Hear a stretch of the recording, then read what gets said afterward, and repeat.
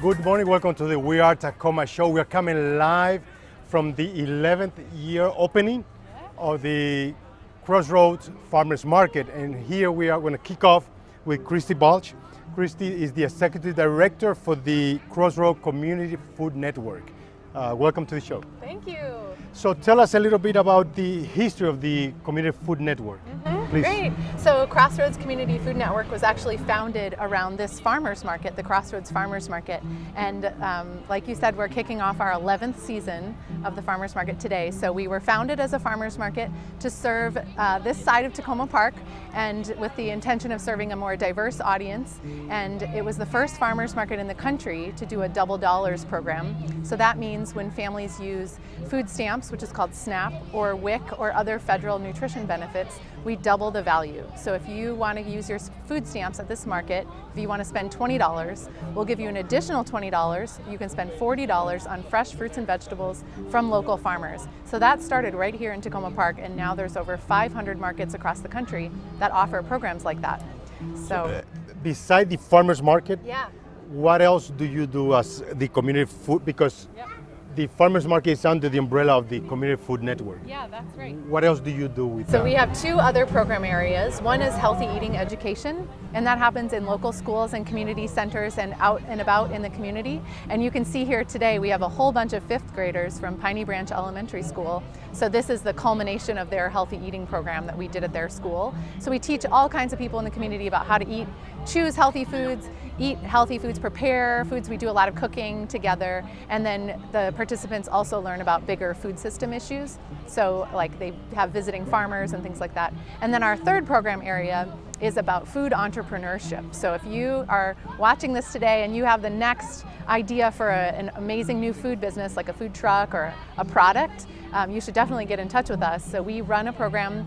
It's called the Micro Enterprise Training Program, and that helps food entrepreneurs learn how to build a legal food business. There's a lot of other business training in the area, but this one is specific to food. And then the graduates of that are eligible to apply to our brand new Takoma Park Silver Spring Community Kitchen, which is in the Takoma Park Presbyterian Church, and that's about to open. So food entrepreneurs can have a licensed kitchen space, which is often a barrier, especially for low-income food entrepreneurs. No, and I went by the kitchen. It's a really great project. Congratulations on that accomplishments. Yeah, we're so excited. So let's talk about the Crossroads Farmers Market. Yeah. This is the 11th season, the 11th year. Yep. So can you tell us a little bit the history behind the farmers market? Yeah, absolutely. So when we started, it was kind of a crazy, radical idea. This double dollar program was new, and people didn't really know if it would work. And so the first few years, there was like pretty low attendance, not very many vendors. The sales were pretty low. It took a while to build momentum. And we've changed locations a few times, but a few years ago, with the help of the city, we secured this location, which is right on Ann Street between Hammond and University. The city allows us to close off the street, and it's a much better location for us because it's really visible. So our attendance has really grown. So on a typical Wednesday, we see about 1,100 people come to the market, which is so much more than ever before. I think in our early days, it was probably only like 100 or a couple hundred. And then our sales are much higher too. So we now support 15 vendors. The total sales last year were around $200,000, which is pretty great for a midday, midweek market, which is another unique thing. And then, so I would say over the years, our attendance has really increased, our vendors have increased. We have more diversity of vendors, so we have a lot of prepared food, which means you can come here and get a delicious, affordable lunch every Wednesday. That's what I do when I come here on Wednesdays. It's a big perk of the job. And then another thing new for this season is that we're extending the market season. So in the past, we were only open for 6 months out of the year. This year, we're going to be open for 7 months, and we plan to extend that in the next couple of years as well. Can you talk a little bit more about the program that you have? You talk about the double dollars? Yes. Yeah, it's called Fresh Checks. And so the idea is that it helps low-income families be able to afford more fresh fruits and vegetables, but at the same time it helps local farmers because it's sort of like a stimulus for the farmers as well. So those dollars, so we do fundraising for that money. So when individuals like Takoma Park residents or anyone watching, if you would like to make a donation, that donation is more often than not used for the Fresh Checks program, and that means that it's used to match what people spend with federal benefits. How do people can get involved in that? How can you apply for that? So you don't have to apply if you are on federal nutrition benefits, but you don't have to be. Anyone can come shop at the market. But if you're using SNAP or WIC, you just come to the central table and our staff will help you. So they'll give you the tokens that come from SNAP or debit or credit. We also take cash, debit, credit, any kind of currency. And then we do the double dollar, so you get different kinds of tokens at the central booth at the market. But any vendor can help direct you. You can just show up at market and check it out. Can you tell us about the vendors and how you have grown from definitely. way to... Yeah, so we have a diversity of vegetables. You can get a lot of different types of vegetables, from your kind of conventional things, like today we have beets and turnips and lettuce and things like that. But we also have one of our vendors, Rosa Linares, sells Central American crops. So she has different herbs like chipilín and mora and things that you don't find at a lot of other farmers markets or even stores in the area. So there's some really unique products that you can get here that you can't get elsewhere.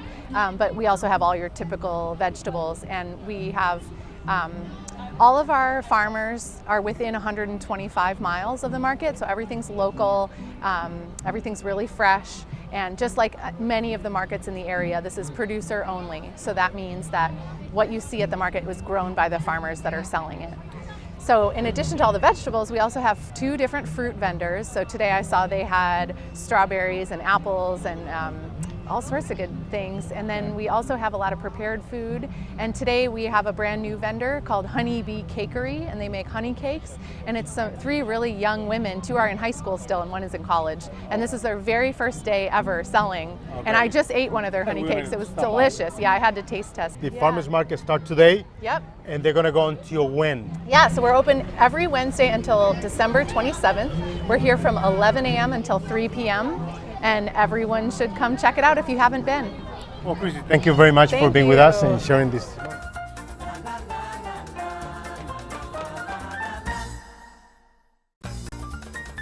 I'm Jenny Garth, and as a mother of 3, I know kids worry about a lot of things.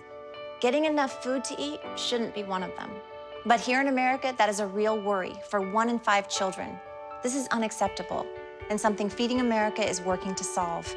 Through a nationwide network of food banks, Feeding America serves virtually every community in the United States, including yours.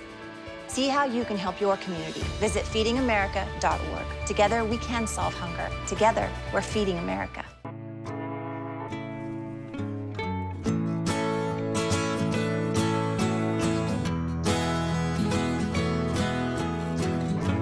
Wake the sun, tell him that I've begun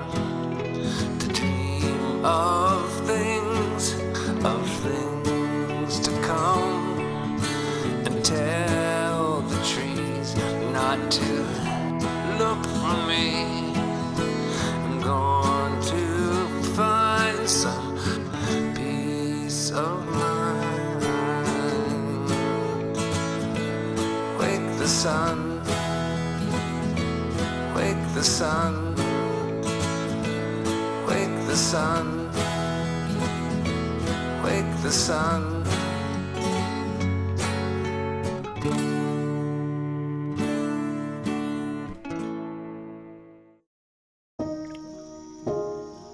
This is the story of a boy who didn't talk for a long time. The boy liked things to always be the same. Any changes would scare and upset him. The unknown was an unfriendly place. The boy was very sensitive to lights and sounds. So he built secret hiding places where they couldn't get in. The boy didn't like looking people in the eye. He wasn't trying to be mean, it just made him feel uncomfortable. Sometimes he would flap his arms again and again. One day, I found out I have something called autism. My family got me help.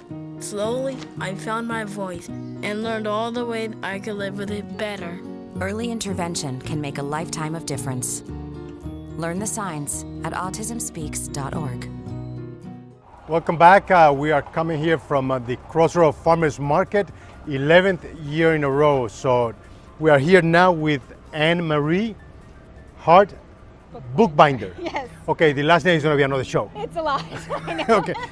Anne-Marie, can you tell us, you're from Maryland University? Yes. Can you tell us about the program that you run? Sure, sure.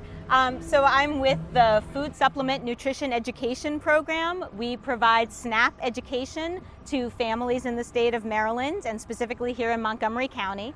We like to come to the Crossroads Farmers Market as a way to help educate people about how they can use food supplement benefits to buy more fruits and vegetables and add them to their diets. So what kind of program do you have specifically, and who are the targets? Okay. So basically our target audience is anyone who's eligible to receive food supplement benefits in the state of Maryland, specifically here in Montgomery County. And we work with Crossroads. We have specific recipes that we use that focus on produce that's available based on the season in the market, and that can be found in Maryland. How are you getting involved? Sure. So in Montgomery County, some of our largest programming is in elementary schools that have a more than a 50% free and reduced meal rate. We also work with pre-K education sites like the Silver Spring and Gaithersburg Judy Centers. We can work with after-school programs. We work with food assistance sites like Manna Food Center. And then we work with farmers markets in Montgomery County, both to support farmers and to support the market, but also as a way of reaching, being out in the public and being able to reach our target audience where they may be doing some shopping. Let me ask you, how does Maryland University get involved with this program? Okay, so University of Maryland Extension is the way that the university reaches out to the public with the knowledge and research they've produced. It's our way to reach into the community, to extend that knowledge, share that information.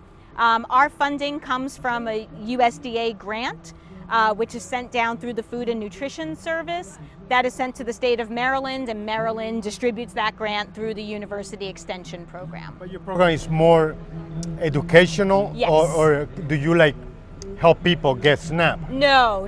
Our program is strictly nutrition education, how people can use their benefits to buy healthy foods. Do you have any program? I know that you go directly to the kids, but do you have program for parents? Yes, we do. We do adult education. We do adult education here at the market. We do it through our partnership with Manna Food Center.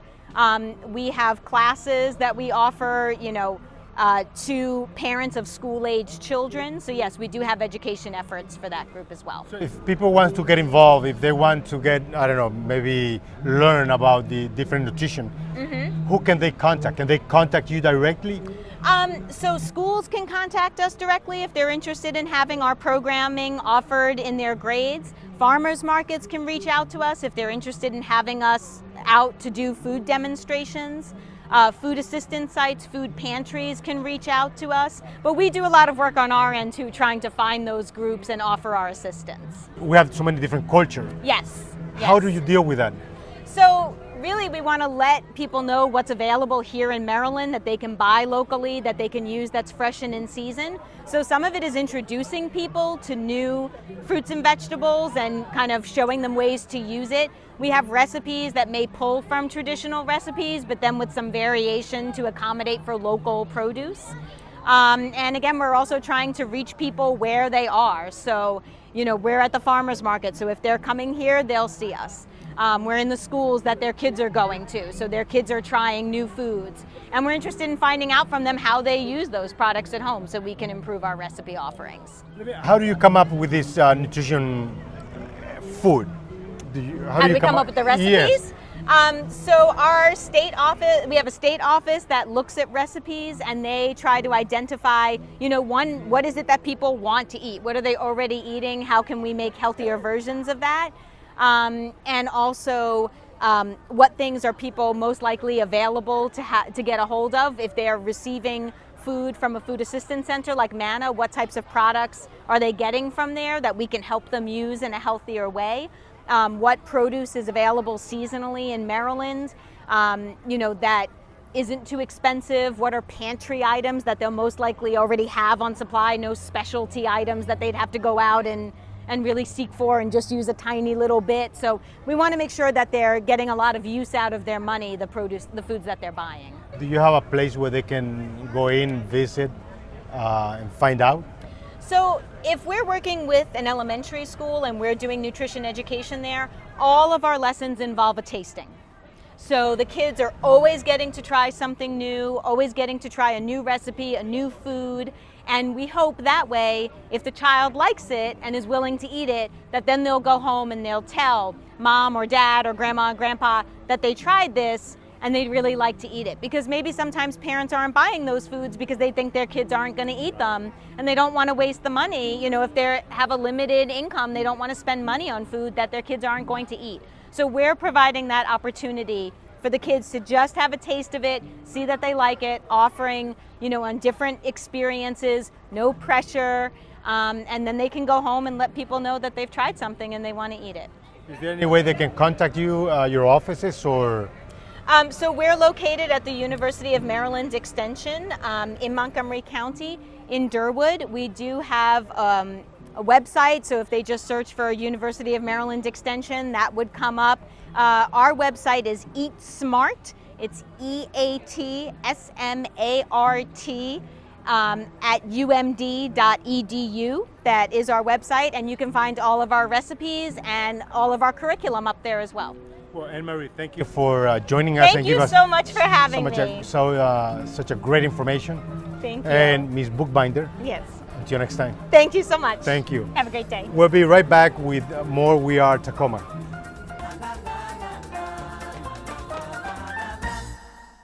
Open road, here comes the Heffley family. Whether it's a short trip or a long haul, estimated time 47 hours. They will beg. You're hungry? I'm happy to provide. They will plead. Deep fried butter on a stick. But whatever you do, don't wimp out. Now you're talking. Make them buckle up. He can't hurt. Remember, safety first. Cheese curls second. Are you orange? They said I have troll teeth. That my voice sounded like a possessed baby doll. That no one would ever love someone as stupid as me. That I was fat, ugly. Disgusting. The effect of bullying is potent. We will no longer be the silent majority. Now, when you see online bullying, there's something you can do about it. We're gonna take action with the I. I am a witness. I am a witness. I am a witness. I am a witness. I am a witness, and so are you.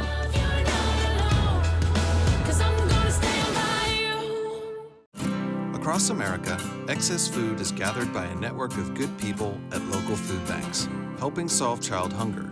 They've earned their wings, and you can too. Support Feeding America and your local food bank at feedingamerica.org.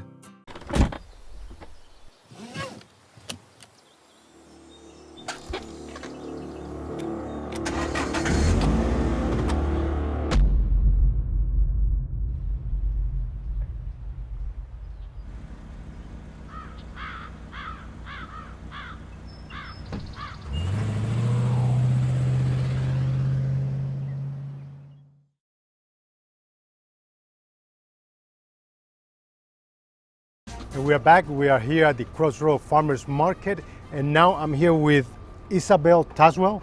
She is one of the founder and owner of Honeybee Cakery. How are you? Welcome. Thank you. I'm doing really well. Can you tell us about Honeybee Cakery? Yes. So the Honeybee Cakery came out of a passion for baking that I've always had. As well as a passion for honey. I love bees, I love working with bees, and I love honey. I drink it every morning in my tea. I put it in all my cakes. Instead of sugar, it has several health benefits. How the whole concept came about? So, in a variety of ways, but I was just looking for something to do this summer. I want to go into elementary education, but I'm kind of done working in summer camps. And I have this passion for cooking and for baking and for food. And one day my dad said to me, you should sell your cakes. And I thought it was a great idea, and they sell really well. Yeah. So how do you manage? With difficulty. I'm very organized. We use the internet a lot. I did several hours of research on how to start a cottage food business. I practiced. I did a lot of recipe testing while I was at college, which in a college dorm is pretty tricky. But yeah, we just started working everything out. I FaceTimed my business partners every week, and eventually it came together. Can you tell us about your business partners? I mean, how you guys got together? Yeah, so one of them is my sister. So we've been together since... She's in college. She's in high school, yeah. So we've been together for a while. And she was really interested in starting a business and learning about business. And then my other business partner is a good friend of hers, and she loves graphic design. She loves baking, although she's always scared to go forward with that. She was really interested in learning about the ins and outs of startup cottage food businesses. The product that you sell. Yeah. How many kind do you have? Is it one? How many do you have? So we have 5 types of honey cakes. We have lavender honey, which is my favorite, almond honey, sage lemon honey, orange honey, and date and nut honey. We use honey primarily as an alternative to sugar because it's healthier. It's great for your stomach, it's great for your throat. It's really great if you have allergies. If you use local honey, which we do, it helps to prevent some of those antibodies from affecting you. So what is the process, I mean, for making this cake? I mean, does it take a long time or? Yeah, I just got a KitchenAid, and it makes the process go a lot faster. But it's like any other cake. You mix everything together in a bowl. With honey cakes, you have to pay a lot more attention to the order in which the ingredients are added to the cake. So that is definitely a learning process for me. Honey also cooks differently because it browns quickly. Your sister is in high school. Is your other partner in high school as well? Yes. So you're working with 2 high school, you're in college. Yeah. How do you tell all the young people to follow your steps? Maybe not baking cakes, but any other business in their lives. Yeah, so I think it's just so much fun to be with other people in something together, to have a shared passion, a shared joy, and a shared goal. So there was a bunch of 5th graders that came to the farmers market today on a field trip, and that's a lot of what we talked about, and that really clicked with them, this idea of being in something together and working towards a greater goal. Well, I want to thank you very much, Isabel. Thank you. Everything starts out small. The things that hurt us, they all start from somewhere.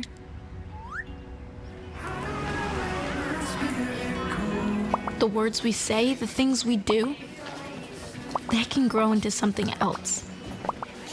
What was small and innocent can become big and sometimes scary. All it takes is one comment, one picture, one video for something to catch fire. But a big problem doesn't need a big response. Not at first. Even if we don't know what to say, the eye emoji can be that first step we take.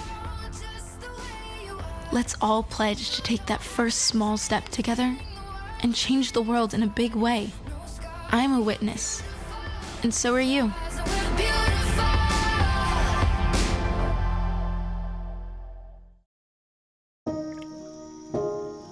This is the story of a boy who didn't talk for a long time. The boy liked things to always be the same. Any changes would scare and upset him. The unknown was an unfriendly place. The boy was very sensitive to lights and sounds. So he built secret hiding places where they couldn't get in. The boy didn't like looking people in the eye. He wasn't trying to be mean, it just made him feel uncomfortable. Sometimes he would flap his arms again and again.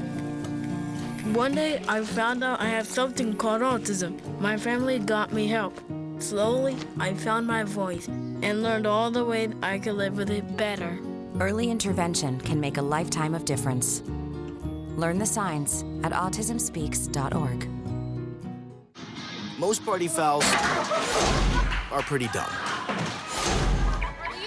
But if you decide to drink and drive underage, you could lose your license and your freedom. Underage drinking and driving, the ultimate party foul.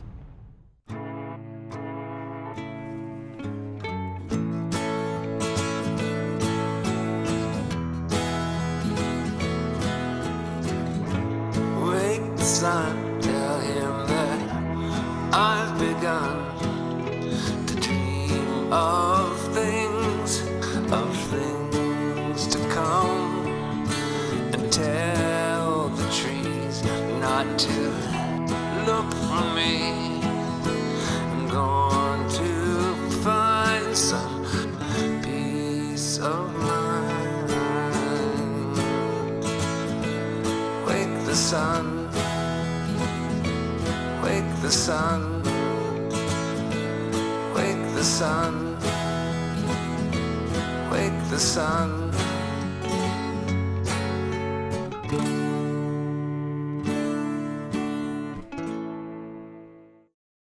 Thank you for being with us at this very special edition of We Are Takoma. This is the Crossroads Farmers Market. Don't forget, every Wednesday from 11 a.m. to 3 p.m. Thank you for being with us, and we hope to see you next time.